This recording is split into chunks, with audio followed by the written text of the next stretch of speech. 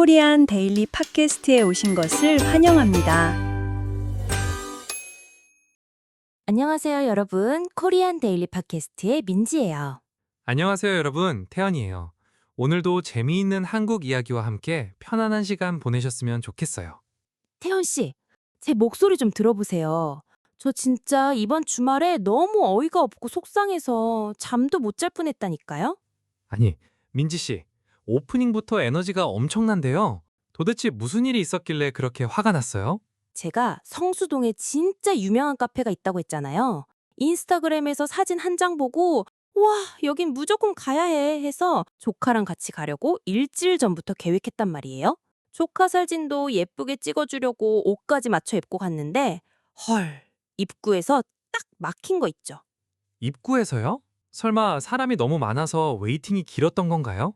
아니요, 예약 문제가 아니고요. 카페 입구에 노 키즈 존이라고 아주 크게 써붙여져 있더라고요.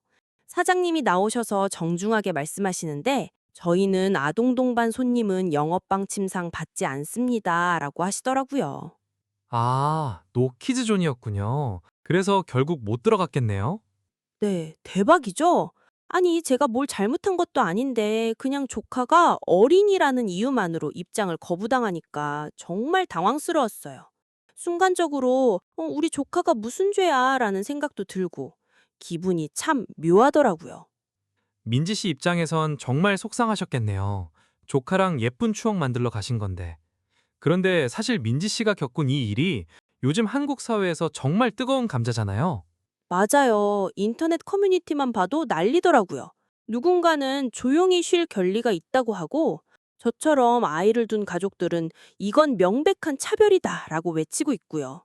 그래서 오늘은 이 노키즈전 문제를 한번 제대로 파헤쳐보려고 합니다. 단순히 민지 씨의 경험을 넘어서 이게 왜 한국에서 이렇게 큰 논란이 되는지, 그리고 어떤 시각들이 존재하는지 이야기해보죠. 좋아요. 저 오늘 할 말 진짜 많거든요. 태훈 씨가 이 복잡한 문제들을 좀 정리해 주세요.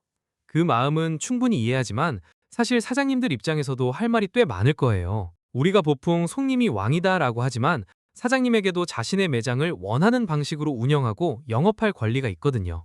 영업할 권리요? 아니, 돈을 내고 정당하게 서비스를 이용하겠다는 손님을 나이 때문에 막는 게 정말 정당한 권리가 될 수 있는 건가요? 저는 아무리 생각해도 이해가 안 돼요. 민지 씨, 진정하시고요. 자, 이렇게 한번 생각해 보세요. 카페라는 공간이 단순히 커피만 마시는 곳은 아니잖아요. 누군가는 비싼 돈을 내고 그 공간의 분위기, 조용함, 그리고 휴식을 사는 거죠. 다른 손님들이 조용한 환경에서 커피를 즐기고 쉴 권리를 보장해 주는 것도 사장님의 중요한 업무 중 하나거든요. 잠깐만요, 태연 씨.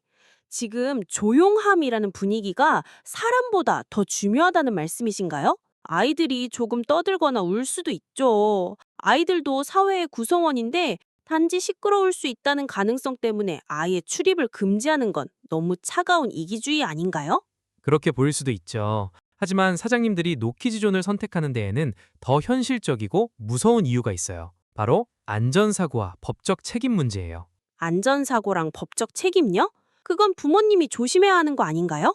맞아요. 하지만 현실은 좀 달라요. 예를 들어 카페에서 아이가 뛰어가다가 뜨거운 커피를 든 직원과 부딪혀서 화상을 입었다고 가정해 볼게요. 이런 경우에 한국 법원에서는 부모의 관리 소홀보다 매장 관리자의 책임을 더 무겁게 묻는 판례가 꽤 많아요. 수천만 원의 배상금을 물어줘야 하는 상황이 생기기도 하죠. 헐, 수천만 원요? 그냥 사고인데 사장님이 다 책임을 져야 한다고요? 네, 그래서 사장님들 사이에서는 사고를 미연에 방지하기 위해 아예 아이들을 받지 않는 것이 안전하다는 인식이 퍼지게 된 거예요. 즉, 자신의 사업을 경제적 손실로부터 보호할 권리를 행사하는 셈이죠.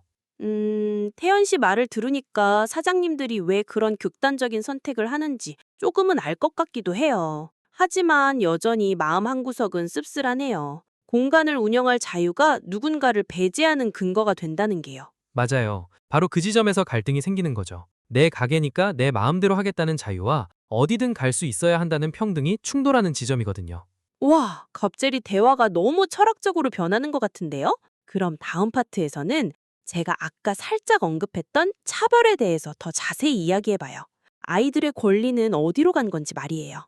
차별이요? 민지 씨 입장에선 그렇게 느끼실 수 있죠. 하지만 아까 말했듯이 이건 선택의 문제라고 보는 시각도 있거든요.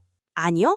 태연 씨, 한번 생각해 보세요. 만약에 어떤 카페에서 노 시니어 존이라고 쓰붙이고 어르신들은 시끄럽고 주문이 느리니까 오지 마세요 라고 한다면 어떨 것 같아요?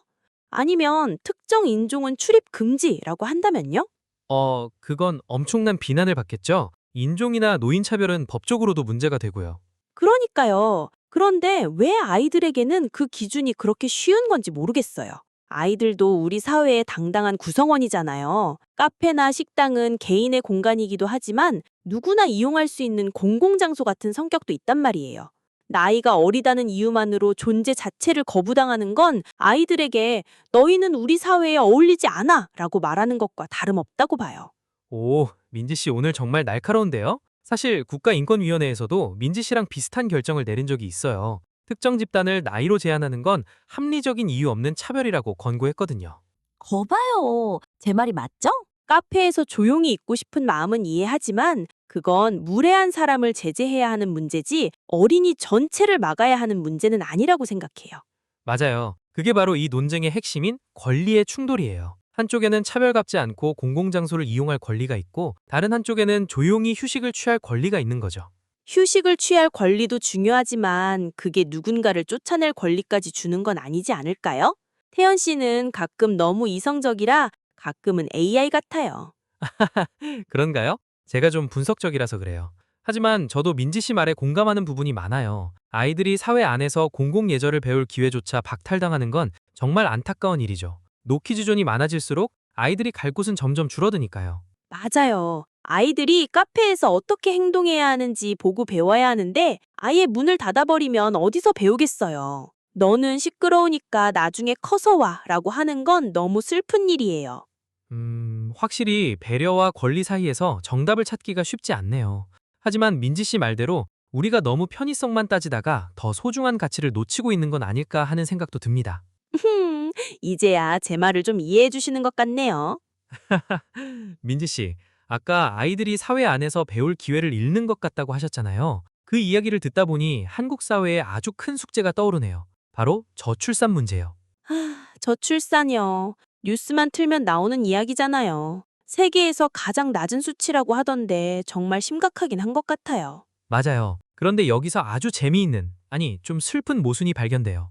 정부에서는 아이를 많이 낳으라고 엄청난 예산을 쏟아붓고 출산 장려 캠페인을 하잖아요. 맞아요. 아이 키우기 좋은 나라를 만들겠다고 말은 많이 하죠. 그런데 정작 아이들이 태어나서 부모님과 함께 갈 수 있는 식당이나 카페는 점점 줄어들고 있어요. 아이는 낳으세요. 하지만 우리가 쉬는 공간에는 데려오지 마세요라는 신호로 느껴질 수 있거든요. 이게 바로 우리 사회의 거대한 모순 아닐까요? 우와, 태연 씨 말을 듣고 보니 정말 소름 돋네요. 한쪽에서는 아이가 없어서 국가가 사라질 위기라고 걱정하면서 다른 한쪽에서는 아이들의 입장을 막고 있는 거잖아요. 부모님들 입장에서는 정말 어쩌라는 거야 라는 말이 나올 것 같아요. 그렇죠. 아이를 환영하지 않는 사회 분위기 속에서 누가 선뜻 부모가 되겠다고 결심하겠어요. 노키즈존이라는 팻말 하나가 사실은 우리 사회는 당신의 아이를 환영하지 않습니다라는 차가운 메시지로 전달될 수 있는 거죠. 전 정말 그게 슬퍼요. 저도 조카랑 같이 다니면서 느꼈지만 사람들이 아이가 조금만 소리를 내도 눈치를 주더라고요. 예전에는 아이 하나를 키우는데 온 마을이 필요하다는 말도 있었는데 지금은 온 마을이 아이를 감시하는 것 같아요. 오, 민지 씨. 감시하는 마을이라니. 표현이 정말 가슴 아픈데요? 진짜예요. 아이들은 원래 서툴잖아요. 뛰기도 하고 소리도 지르고. 그러면서 아, 여기선 조용히 해야 하는구나 하고 배우는 건데 배울 기회 자체를 차단당하는 요즘 아이들이 너무 불쌍해요. 결국 아이들은 키즈 카페 같은 격리된 공간에만 갇히게 되는 거잖아요. 맞습니다. 공적인 공간에서 타인과 공존하는 법을 배우지 못한 아이들이 나중에 어른이 되었을 때 과연 성숙한 시민이 될 수 있을지 걱정하는 전문가들도 많아요. 그러니까요. 노키즈존이 늘어날수록 우리 사회는 점점 더 단절되고 이기적인 공간이 되어가는 것 같아요. 태연 씨, 우리 진짜 대책이 필요한 거 아닐까요? 맞아요. 그래서 요즘은 노키즈존 대신 예스키즈존이나 키즈케어존 같은 대안들이 나오고 있긴 해요. 하지만 그것보다 더 중요한 건 부모님의 역할이겠죠. 많은 사장님이 처음부터 아이들을 싫어해서 문은 닫은 건 아니거든요. 아, 그건 저도 부인할 수 없겠네요. 가끔 식당에서 아이가 식탁 위로 올라가거나 소리를 지르는데도 스마트폰만 보고 계시는 부모님들을 보면 저도 모르게 눈살이 찌푸려지더라고요. 맞아요. 아이들은 원래 세상을 배우는 단계니까 공공장소의 규칙을 모를 수 있죠. 그렇기 때문에 아이가 실수를 했을 때 올바르게 가르치는 것이 바로 부모의 도리라고 생각해요. 맞아요. 아이가 공공장소에서 타인에게 피해를 주지 않도록 주의를 주는 도리를 다 한다면 사실 사장님들이 굳이 노키즈존이라는 극단적인 선택을 할 필요도 없었을 거예요. 그렇죠. 하지만 일부 부모님들이 애가 그럴 수도 있지 왜 기를 죽여요? 라고 적반하장으로 나오니까 갈등이 깊어지는 거죠. 타인을 배려하는 도리를 부모가 먼저 보여줘야 아이들도 그걸 보고 배울 텐데 말이에요. 태연 씨 말을 듣다 보니까 갑자기 기발한 생각이 났어요. 차라리 노 키즈존이 아니라 노 배드 페어런치 존을 만드는 건 어때요? 매너 없는 부모님들만 입장을 제한하는 거죠. 노 배드 페어런치존이라니 민지씨다운 아이디어네요. 실제로 요즘은 키즈 케어존이라고 해서 아이를 환영하지만 부모님이 적극적으로 케어해달라는 문구를 붙여놓는 곳이 많아지고 있어요. 오, 그거 정말 괜찮은 대안인데요? 무조건 막는 게 아니라 서로가 서로에게 지켜야 할 최소한의 도리를 명시하는 거잖아요. 맞습니다. 결국 아이를 교육하는 책임을 다하는 도리가 선행될 때 우리 사회의 노키즈존 논란도 조금씩 해결의 실마리를 찾지 않을까 싶습니다. 그러게요. 조카를 데리고 나갈 때 저부터가 이모로서 더 신경 써야겠어요. 얘야, 여기선 조용히 해야 한다 라고 다정하지만 단호하게 가르쳐주는 게 정말 중요한 것 같아요. 민지씨, 오늘 노키즈존을 시작으로 정말 다양한 이야기를 나눴네요. 영업의 자유부터 아이들의 인권과 그리고 부모의 도리까지요. 어떻게 좀 정리가 되셨나요? 네. 처음에는 단순히 제가 거절당해서 화가 났었는데 태연 씨랑 대화하다 보니 이 문제가 우리 사회의 갈등과 고민을 압축해서 보여준다는 생각이 들었어요. 결국 정답은 하나가 아닌 것 같아요. 맞아요. 노키즈존이냐 예스키즈존이냐 하는 이분법적인 선택보다 중요한 건 상생의 길을 찾는 거죠.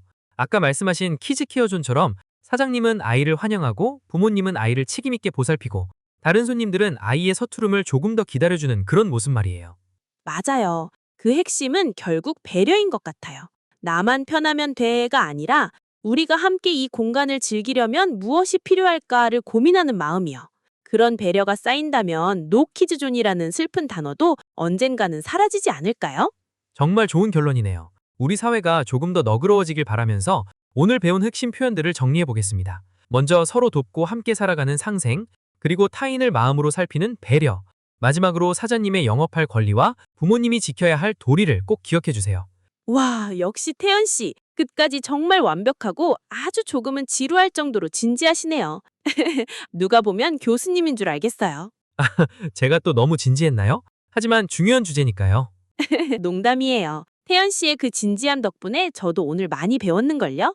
자, 여러분, 오늘 저희의 수다가 여러분의 한국어 공부와 한국 사회 이해에 도움이 되었길 바랍니다. 저희는 다음 시간에 더 흥미로운 주제로 찾아뵙겠습니다. 여러분, 함께 해주셔서 감사합니다. 여러분, 다음 주에 또 만나요. 안녕.